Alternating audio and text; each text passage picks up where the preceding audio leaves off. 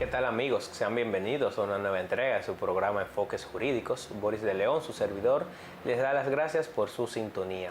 En esta oportunidad vamos a contar con la grata presencia del licenciado Frank Olivares, quien es abogado experto en Derecho Administrativo y con quien vamos a hablar acerca de la Ley Orgánica de la Administración Pública, la Ley 247-12, cuya incidencia en el resto del funcionamiento de la administración pública es sumamente importante y no ampliamente debatido.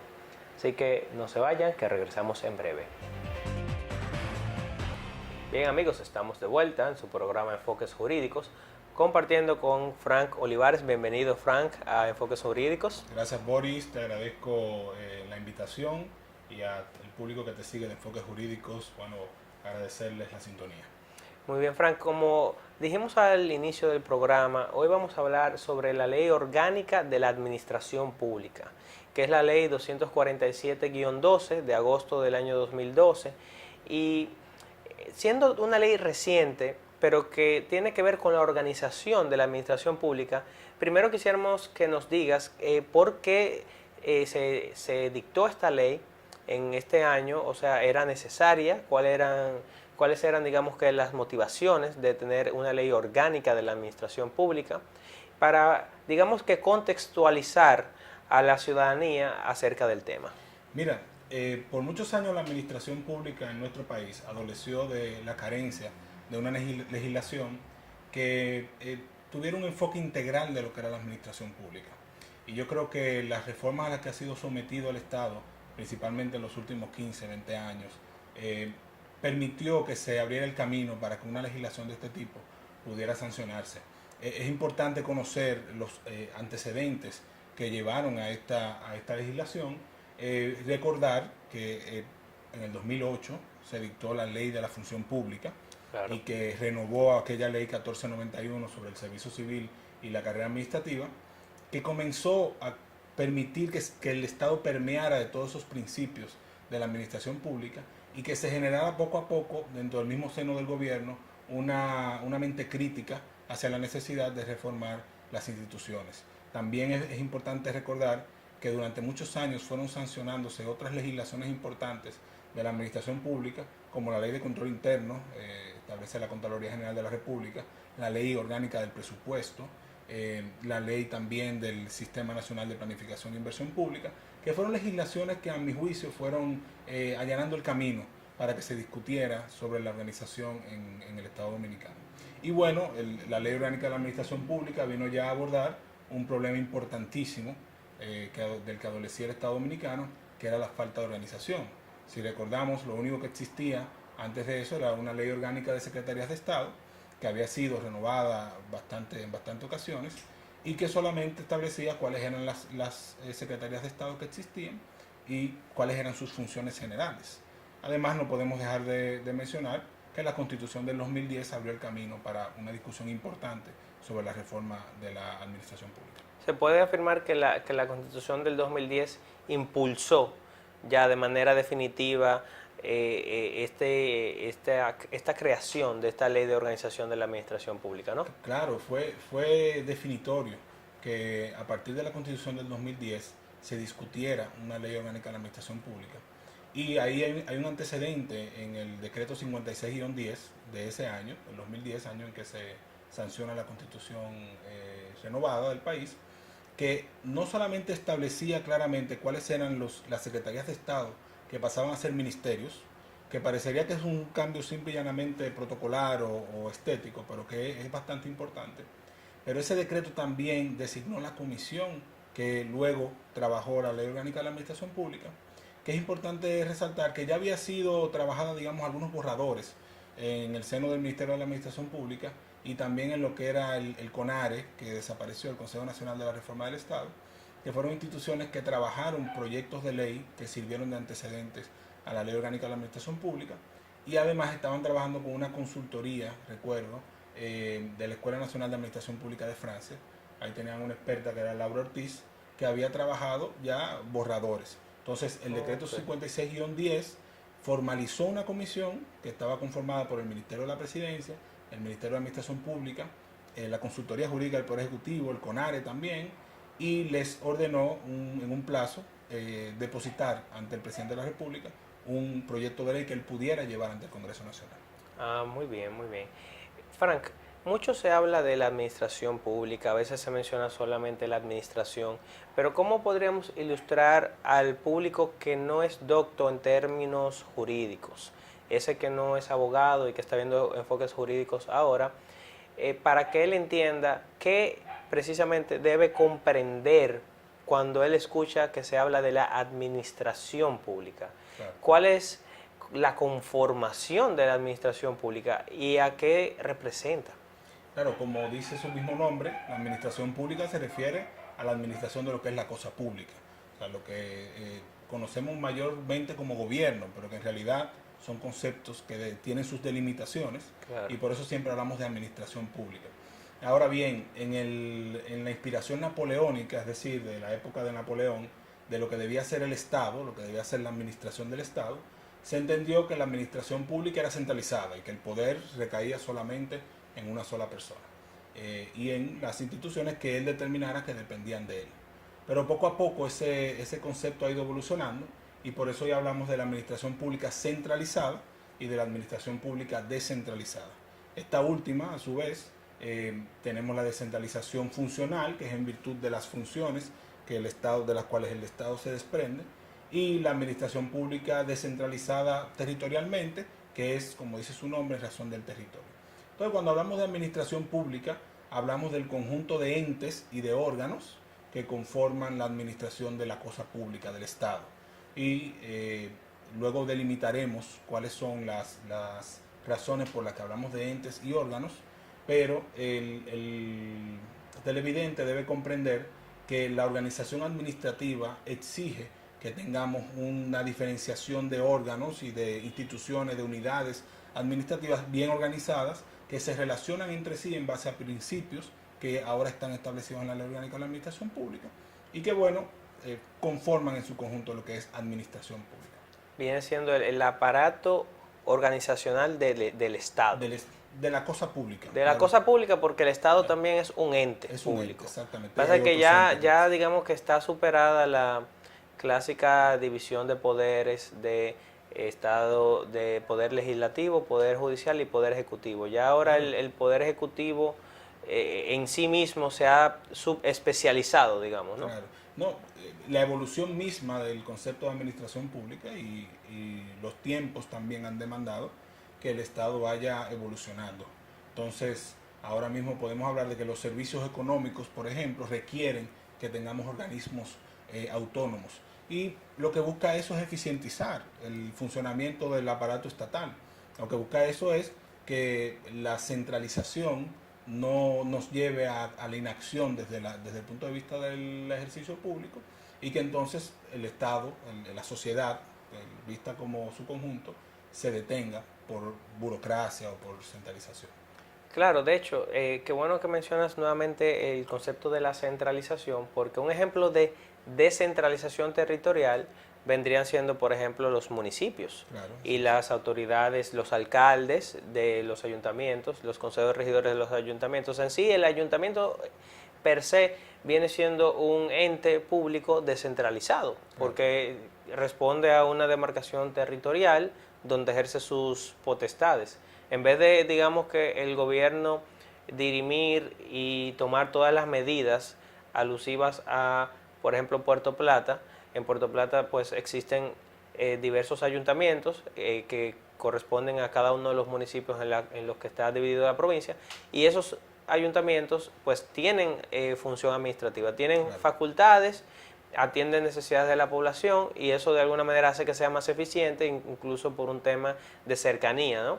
De cercanía, pues no es lo mismo aquel funcionario que está residiendo en la misma localidad y puede atender las problemáticas que se suscitan en el día a día a aquel que está a cientos de kilómetros. Y claro, es que si todo fuera centralizado, sería como un embudo, donde todo llegara al poder central y él definiría cuáles son las prioridades, pero muchas veces el gran cúmulo de acciones que debe realizar un gobierno, bueno, pues no le permiten saber si la prioridad tuya es también la prioridad mía.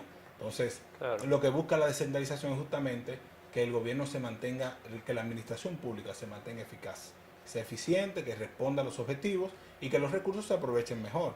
Entonces es importante que el televidente comprenda que la República Dominicana es un estado unitario. Es decir, al contrario de lo que sucede, por ejemplo, en Estados Unidos, donde un conjunto de estados, cada uno con su propia personalidad jurídica, se han unido en un pacto, en una alianza y han conformado un estado supranacional. Entonces, por eso hablan de un gobierno federal, pero cada uno de los estados en Estados Unidos tiene su propio poder legislativo, su propio poder ejecutivo y su propio poder judicial. En el caso nuestro no. Las provincias nuestras, al ser un estado unitario, son parte de un solo estado donde solo hay un solo poder ejecutivo, un solo poder legislativo, un solo poder judicial.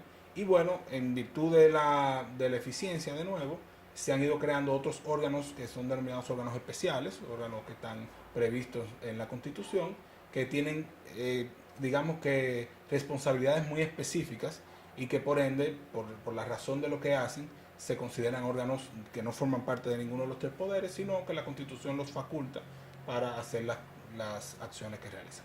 De hecho, un ejemplo de esos órganos sería, por ejemplo, la Junta Central Electoral, que está prevista en la Constitución, el Tribunal Constitucional, que aunque ejerce una función de justicia constitucional, está, digamos que viene siendo un órgano extrapoder, la Cámara de Cuentas también, el Tribunal Superior Electoral, que son organismos que tienen su propia autonomía ya constitucionalmente reconocida. Incluso tienen capacidad normativa, evidentemente, o sea, son órganos autónomos que la Constitución le ha reconocido la necesidad de, mira, necesitamos que estos órganos, por la función que realizan, tan importante y tan necesario que se realice fuera de los tres poderes del Estado, tienen capacidad financiera, capacidad normativa, personalidad jurídica, y por eso son entes también del Estado. Ahora, no por eso deja de regir el principio de unidad. O es posible que, porque tampoco puede, por ejemplo, uno de esos órganos constitucionales actuar al margen de la legalidad. Claro, claro. O sea, la misma ley orgánica de la administración pública, y es bueno que tú lo mencionas, el primer principio que plantea es el de la unidad de la administración pública. Y esta ley, aunque el espíritu de esta ley va más hacia el Poder Ejecutivo, porque es justamente el que ejecuta, la ley también plantea, esta ley es aplicable a todos los poderes del Estado y a los demás órganos constitucionales, siempre y cuando no vaya en contra de lo que sus leyes plantean. Entonces, el principio de unidad de la administración pública, ¿qué dice? No, la administración pública es una sola, el Estado es unitario. Entonces, el accionar de una institución, de un ente, en este caso, como la Junta Central Electoral, no puede ser en contra de lo que las leyes le permiten a los demás órganos. Ni tampoco es un ente que tiene toda la facultad de hacer lo que quiera, no, tiene limitaciones establecidas en la Constitución y establecidas evidentemente en las leyes también. Muy bien, vamos a dar una breve pausa comercial y enseguida regresamos con más. ¿Qué tal, amigos? Estamos de vuelta en su programa Enfoques Jurídicos, compartiendo con el licenciado Frank Olivares, quien es abogado experto en Derecho Administrativo y con quien estamos conversando acerca de la Ley Orgánica de la Administración Pública, que es la ley número 247-12.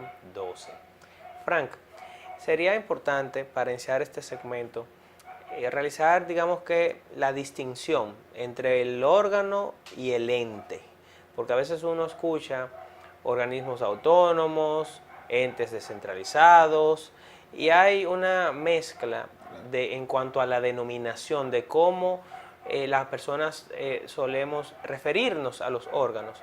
Pero me parece que la distinción básica de la que hay que partir es entre órgano y ente público. Claro, es una discusión que en el derecho administrativo siempre se ha llevado, de cómo lograr que se comprenda fácilmente.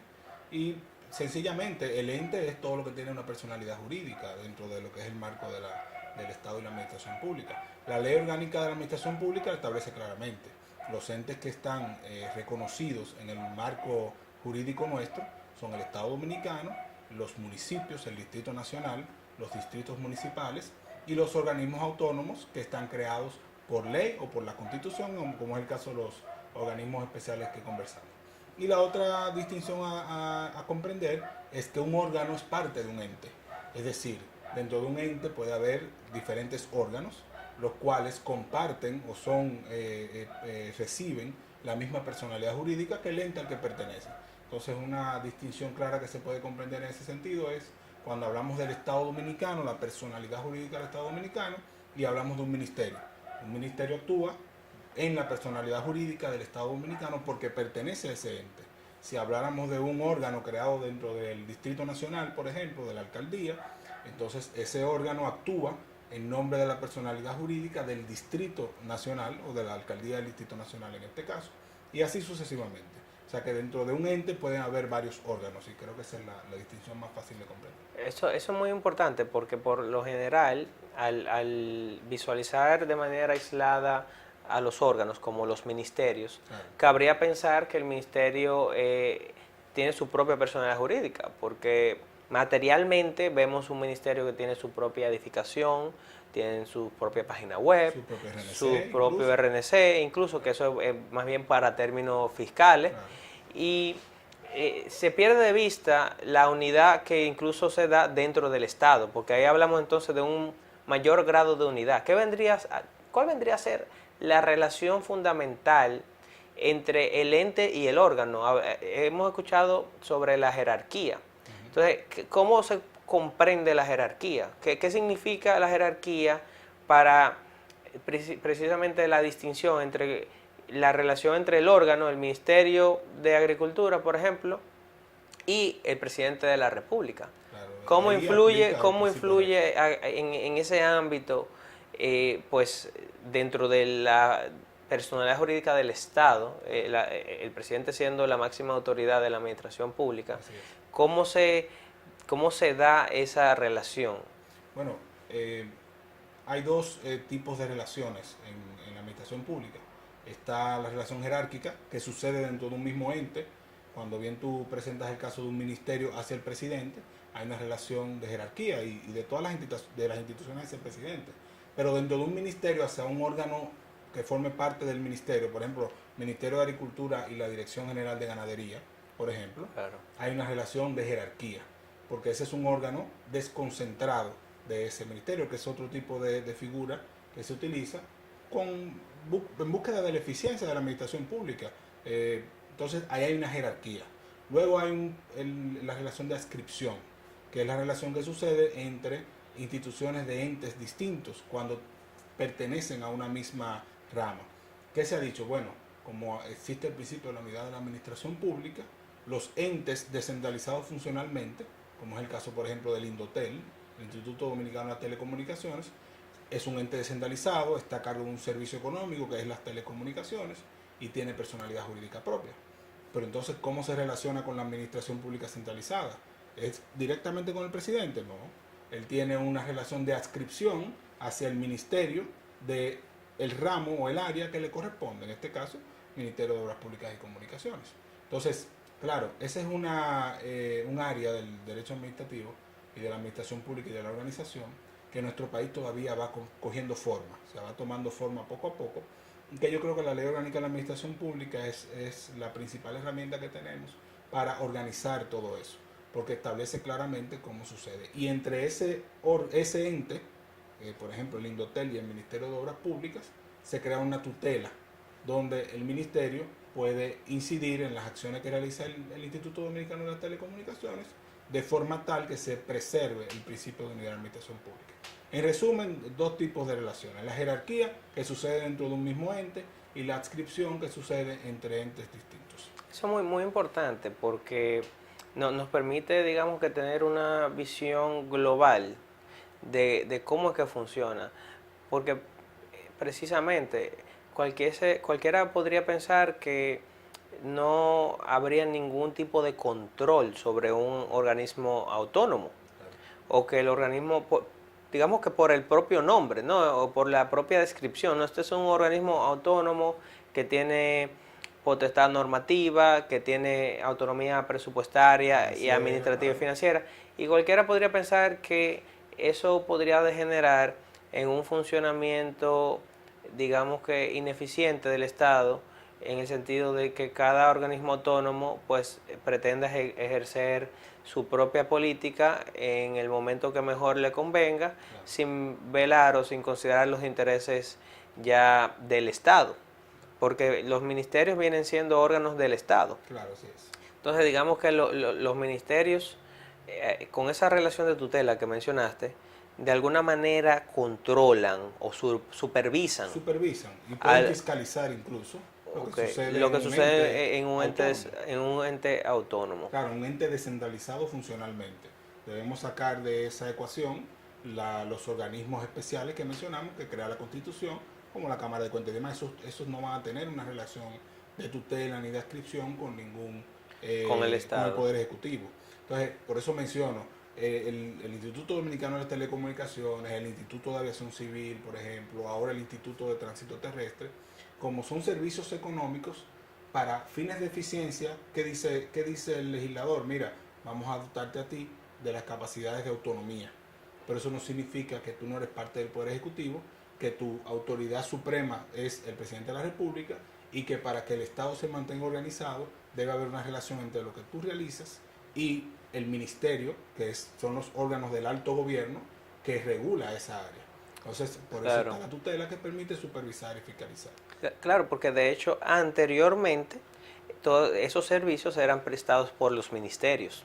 Claro, el Exacto. Estado Dominicano prestaba, por ejemplo, los servicios de aviación, por poner un Pasa que ejemplo, en antes se algún llamaban momento. secretarías de Estado. Claro, sí, sí, sí. Entonces, Digamos que el principio de especialización, de alguna manera vinculado al tema de la eficiencia, sí, sí, ha sí, sí, dado lugar a que existan esos organismos. Porque me viene a la mente Proconsumidor, por correcto. ejemplo. Proconsumidor es un organismo que se vincula con el Ministerio de De Industria y Comercio. y MIPIMES ahora. Y Industria y Industria, Comercio y Comercio y MIPIMES. MIPIMES. Y esa función de velar por los consumidores, pues incluso es previa a la existencia propia de Claro, Proconsumidor, porque eso era parte de la industria y el comercio. claro, entonces, ¿qué dice el legislador? Este es un tema que es muy importante, que requiere regulación, porque los intereses económicos son muchos. Entonces, vamos a descentralizar esa función de forma tal que se preste con mayor eficiencia en beneficio de los ciudadanos, porque el Estado Dominicano trabaja para los ciudadanos, en la administración Claro. pública.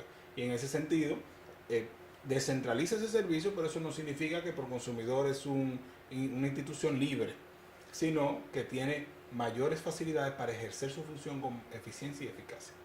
La ley orgánica de la administración pública también prevé mecanismos mediante los cuales, por ejemplo, el órgano superior pueda abocarse en la decisión de un determinado asunto.